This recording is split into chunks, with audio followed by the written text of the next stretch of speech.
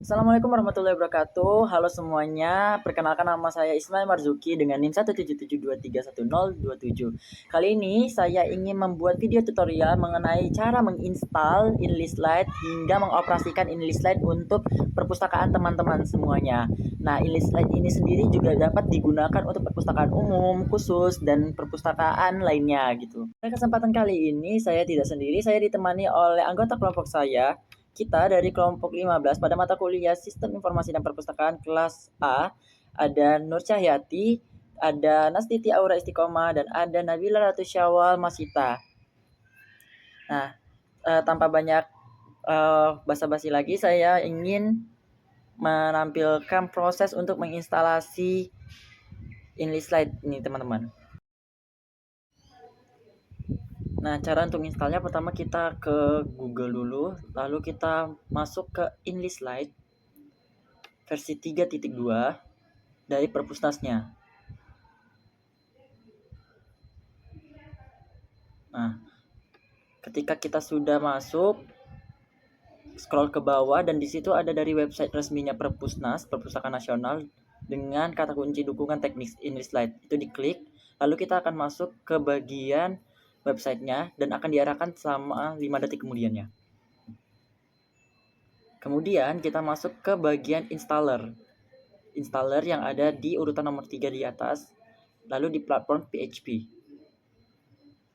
Nah, di sini akan ditampilkan beberapa versi-versi untuk mendownload InlistLite-nya. Pilih versi yang terbaru punya, yaitu PHP XM Portable dengan download unduhannya tuh ukurannya 470 MB. Setelah di-download, kita buka filenya.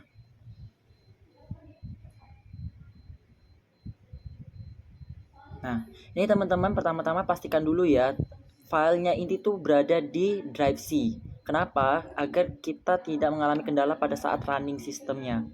Nah, ini saya pindahkan dulu filenya dari download ke drive C. Nah, setelah tampak sudah, kemudian kita akan melakukan ekstrak dari file tersebut. Nah, cara nge-ekstraknya, kita klik kanan atau klik 2 kali,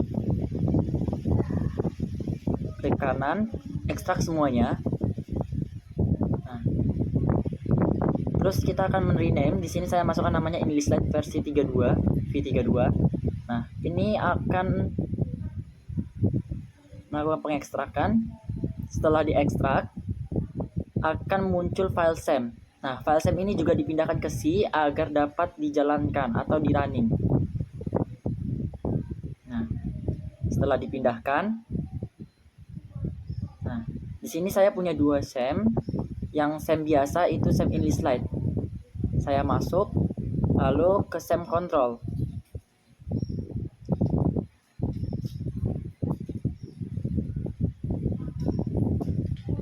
Nah, di sini saya start dulu Apache dan MySQL-nya. Ini saya melakukan start Apache dan start SQL-nya.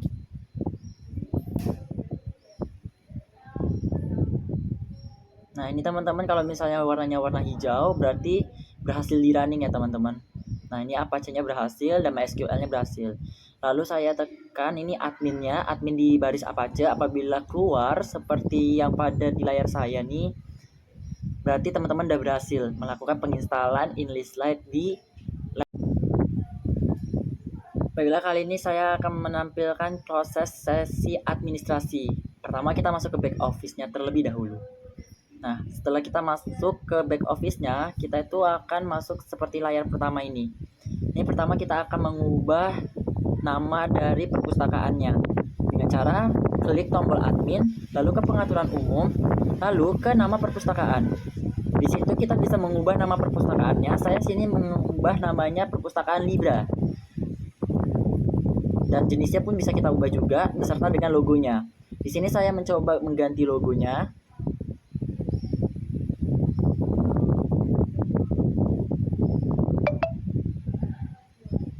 Nah, ini kopnya juga bisa diubah, tapi saya tidak akan ubah. Lalu tekan simpan. Nah, ini berhasil ya teman-teman. Walaupun memang sini ada sedikit kendala, logonya tidak berubah, tapi namanya berubah menjadi Perpustakaan Libra. Nah, ini teman-teman bisa lihat, ini mungkin ada kendala jaringan atau kendala sistem, tapi teman-teman sudah melakukan perubahan. Nih, namanya udah berubah ya teman-teman, perpustakaan Indra. Selanjutnya, saya akan melakukan proses pengaturan jenis. Dari pertama klik administrasi, lalu masuk ke pengaturan umum, lalu pilih jenis perpustakaannya teman-teman. Bisa dilihat pada layar. Nih, jenis perpustakaannya itu tuh terdapat beberapa table from entry-nya.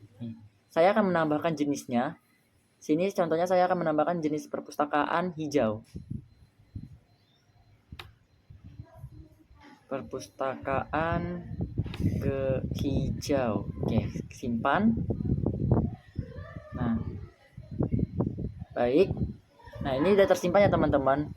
Kalau misalnya teman-teman pengen lihat bagian ini form entry angka anggotaannya, ini bisa teman-teman berikan akses seperti akses akan menampilkan display gitu, display dari form entry keanggotaan. Nah, ini sudah tersimpan ya teman-teman. Nah, ini bisa kita kembali dan bisa dilakukan untuk semua form yang ada di bawah. Nah, oke, selanjutnya saya akan memberitahu pengaturan user. Sama seperti tadi, masuk ke admin, pengaturan umum, dan user. Nah, ini usernya ini ada banyak, kita bisa tambahkan user. Misalnya nama usernya itu saya mau tulis SDM. Nah, terus namanya siapa? Mungkin saya akan masukkan namanya Nur Cahyati dengan emailnya. Teman-teman pastikan ya centangnya itu aktif, dan ini roles-nya ini seperti haknya, hak akses user ini bisa kita pindahkan gitu. Jadi semisalnya ini roles-nya atau haknya mengganti password sendiri, baca di tempat, itu bisa kita berikan kepada user atau kepada anggota admin gitu, pengaturan usernya. Nah, lalu kita simpan. Nah, setelah itu, nah ini sudah tersimpan ya teman-teman. Nah, selanjutnya kita akan melakukan proses pengaturan ganti paspor. Nah, ini kita bisa ganti paspor seperti biasa ya teman-teman. Paspor lamanya apa, paspor barunya apa, terus ulangi paspor gitu. Ini paspor lama saya terserah sama dengan gitu. Terus kemudian paspor baru saya itu ini. Oke, masukin lagi, ketik ulang password barunya, lalu klik simpan. Nah, ini udah berhasil ya teman-teman, udah terganti. Nah, kalau misalnya usernya mau ganti paspor gitu atau pemustakanya, nah itu kita bisa ke pengaturan umum, dari administrasi, pengaturan umum, dan pengaturan user. Misalnya ini kita mau koreksi dari SDM. Nah, SDM bisa kita tekan reset password user untuk mereset password user apabila lupa password.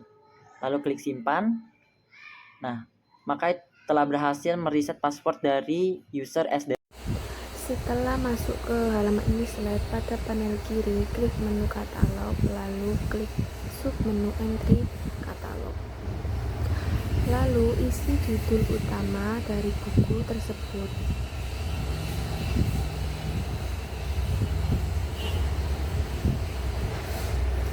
Setelah itu isi penanggung jawab dari buku yang akan dimasukkan.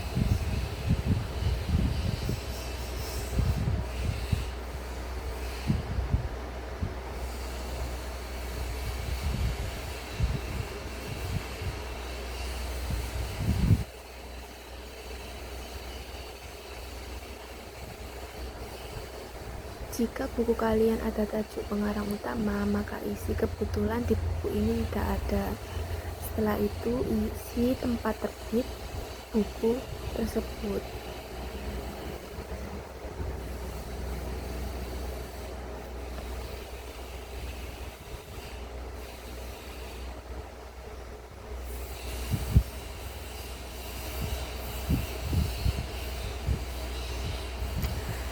Dan setelah itu isi jumlah halaman buku tersebut yang akan dimasukkan.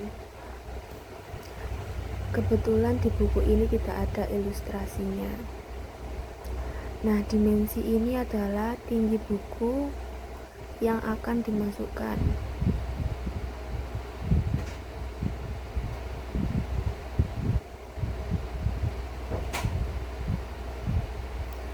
Jika buku tersebut ada edisinya, maka kalian masukkan cetakannya. Nah, kalau tidak ada nama orang ataupun nama wilayah geografisnya, maka memakai topikal. Kemudian isi Nokias didisi buku tersebut dari subjek judul buku. Nomor panggilnya akan terisi secara otomatis ya. Setelah itu isi ISBN dari buku tersebut.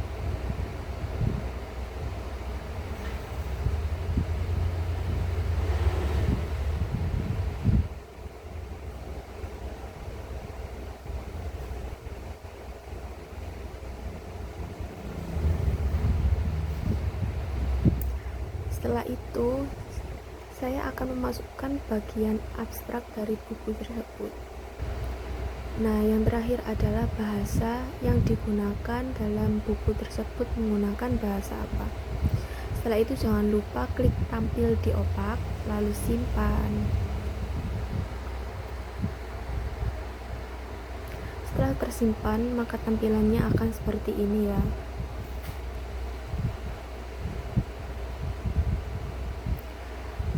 Lanjut ke koleksi, tambah eksemplar,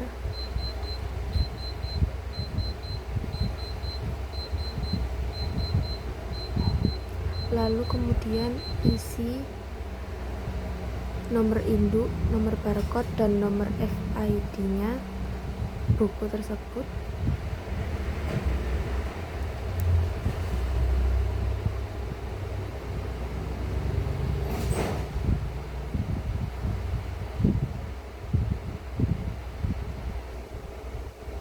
Nah, ini sudah terisi ya. Di sini tanggal pengadaannya saya memilih tanggal 12. Jenis sumbernya saya dari pembelian ya bukunya. Dalam bentuk buku.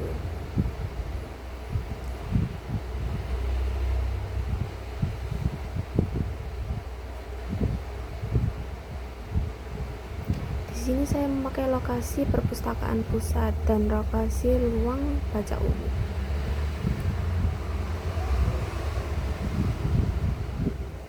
Nah, harga di sini adalah harga buku saat pembelian itu berapa. Seperti biasa, nomor panggil akan terisi secara otomatis. Jangan lupa klik tampil di opak lalu simpan.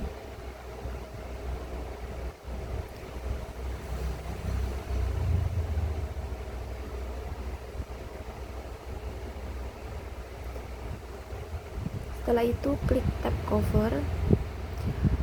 Jika ingin mengunggah foto buku, maka klik unggah berkas, lalu pilih file yang akan diunggah, kemudian klik tombol unggah. Nah, seperti ini ya. Kalau fotonya akan diunggah, tampilannya seperti ini.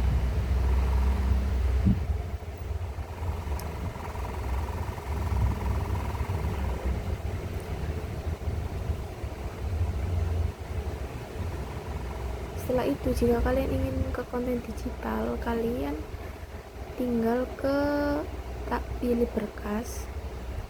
Di sini saya memilih berkas berupa PDF ya. Lalu isi nama file tersebut.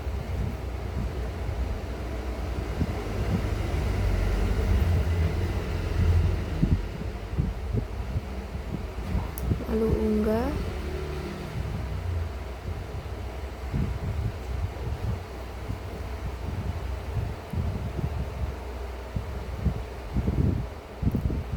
Nah, sekarang kita akan mencetak label koleksi. Lalu aksinya pilih yang cetak label ya. Setelah selesai, pilih ukuran kertas. Saya memilih kertas barcode crop. Lalu modelnya saya memilih yang pertama. Formatnya tentu saya memilih format PDF. Setelah itu proses. Nah, akan terkirim secara otomatis berupa PDF seperti ini.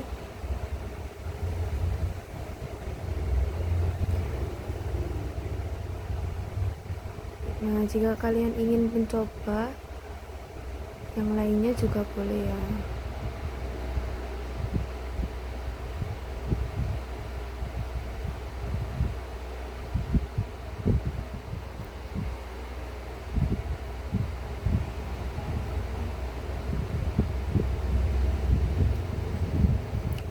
Setelah itu klik panel kiri, lalu submenu daftar katalog lagi.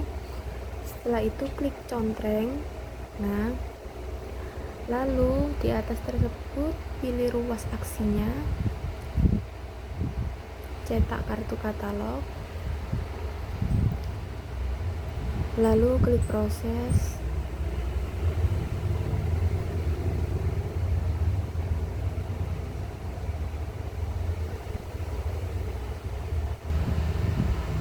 Nah, di sini akan terkirim berupa Word, jadi tidak berupa PDF. Setelah itu, jika kalian ingin melihat buku yang tadi apakah sudah ditampilkan di online public access katalog atau OPAK, kalian bisa mengeceknya dengan memasukkan judul buku yang tadi kita masukkan. Ada panduan pengelolaan anggota. Setelah berhasil login in Listlight, kita akan diarahkan pada halaman dashboard. Lalu pada sisi kiri kita klik keanggotaan, lalu klik entry anggota. Selanjutnya akan muncul halaman tambah anggota seperti pada layar. Kita pilih jenis identitas. Dalam konteks perpustakaan kami memilih KTP atau NIK sebagai identitas. Maka dari itu kami memasukkan nomor KTP atau NIK pada ruas yang tersedia.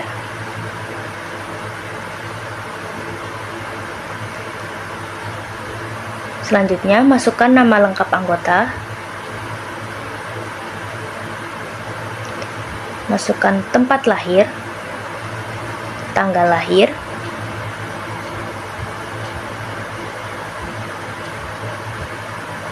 masukkan alamat lengkap, provinsi, kabupaten atau kota, kecamatan, kelurahan, dan juga RT RW. Apabila alamat tempat tinggal saat ini dan dengan yang diisikan di atas adalah sama, kita bisa klik centang pada kotak sehingga otomatis akan tersalin. Selanjutnya, masukkan nomor handphone dan nomor telepon anggota. Masukkan jenis kelamin, pendidikan, pekerjaan, email, serta nama ibu kandung. Kita juga memasukkan data pekerjaan atau perguruan tinggi atau sekolah. Nah, untuk keharusan mengisi ruas-ruas lainnya itu tergantung dari kebutuhan dan kebijakan pengelola perpustakaan, karena sejatinya setiap perpustakaan memiliki kebutuhan data anggota yang berbeda-beda. Maka dari itu, kami lanjut untuk mengisi form selanjutnya, yaitu jenis anggota. Untuk jenis anggota sendiri, di sini kami memilih kategori umum. Lalu kita masukkan status perkawinan. Isikan juga agama dari anggota. Selanjutnya, kita juga klik status anggota, yaitu aktif. Lokasi perpustakaan, kita pilih perpustakaan pusat, dan koleksi yang dapat dipinjam adalah koleksi umum. Setelah semua telah terisi, kita bisa klik simpan. maka data anggota telah tersimpan pada sistem. Selanjutnya, untuk memasukkan foto anggota, kita bisa klik foto anggota, lalu klik icon, serta masukkan foto dari anggota. Klik unggah, lalu tunggu hingga selesai. Kita juga dapat menyesuaikan foto apabila foto dirasa kurang pas. Jika sudah selesai, kita bisa klik potong, maka foto sudah terpasang pada sistem. Selanjutnya, untuk mencetak kartu anggota, kita bisa klik, lalu akan diberikan cetakan kartu anggota yang sudah siap di print. Selanjutnya, juga kita bisa mencetak kartu anggota satuan pada daftar anggota. Klik daftar anggota, lalu kita klik kartu yang ingin kita cetak, lalu pada aksi kita pilih cetak kartu anggota, lalu pilih cetak kartu anggota terpilih dalam kurung satuan dan klik proses. Lalu kita akan diberikan filenya sehingga kita bisa mencetak langsung dari beberapa anggota. Selanjutnya, panduan transaksi peminjaman, perpanjangan, dan juga pengembalian koleksi. Pertama-tama kita bisa klik menu sirkulasi pada panel kiri dan klik submenu entry peminjaman. Kemudian pada panel kanan kita masukkan nomor anggota. Klik cari anggota. Nah, setelah itu akan muncul data ringkas anggota yang sedang bertransaksi. Seperti ini ya. Kita masukkan juga nomor barcode koleksi yang diinginkan. Nah, koleksi yang akan dipinjam telah muncul di keranjang peminjaman. Kita juga bisa klik tombol batal jika ingin membatalkan koleksi yang telah masuk di keranjang peminjaman. Klik tombol selesai untuk mengakhiri transaksi peminjaman. Pada submenu daftar peminjaman terdapat data koleksi yang sedang dipinjam. Jadi sudah masuk ke submenu daftar peminjaman. Nah, hal ini juga secara otomatis terhubung dengan adanya perubahan status ketersediaan koleksi pada modul OPAK. Seperti ini, status ketersediaannya menjadi dipinjam.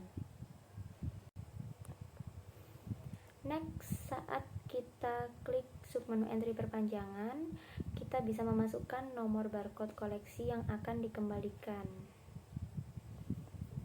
Jangan lupa untuk mengisikan tanggal transaksi peminjaman yang disediakan. Di sini kita buat contoh untuk tanggal transaksinya kita buat setelah beberapa hari melakukan peminjaman koleksi tersebut. Jika sudah, kita bisa klikkan OK. Nah, sehingga muncul data ringkas anggota yang sedang bertransaksi serta koleksi yang akan diperpanjang seperti ini. Jika sudah, kita klik tombol simpan dan kita juga bisa mencetak slip perpanjangan yang telah disediakan. Setelah itu, untuk mengakhiri transaksi perpanjangan koleksi, kita klik tombol selesai. Oke, kita lanjutkan untuk mencatat transaksi pengembalian koleksi. Kita bisa klik submenu entry pengembalian, kemudian masukkan nomor barcode. Kita klik OK. Dan muncullah data ringkas anggota yang sedang bertransaksi serta koleksi yang akan dikembalikan. Jika sudah, kita klik tombol simpan. Nah, apabila dibutuhkan, kita juga bisa mencetak slip maupun struk bukti pengembalian yang telah tersedia.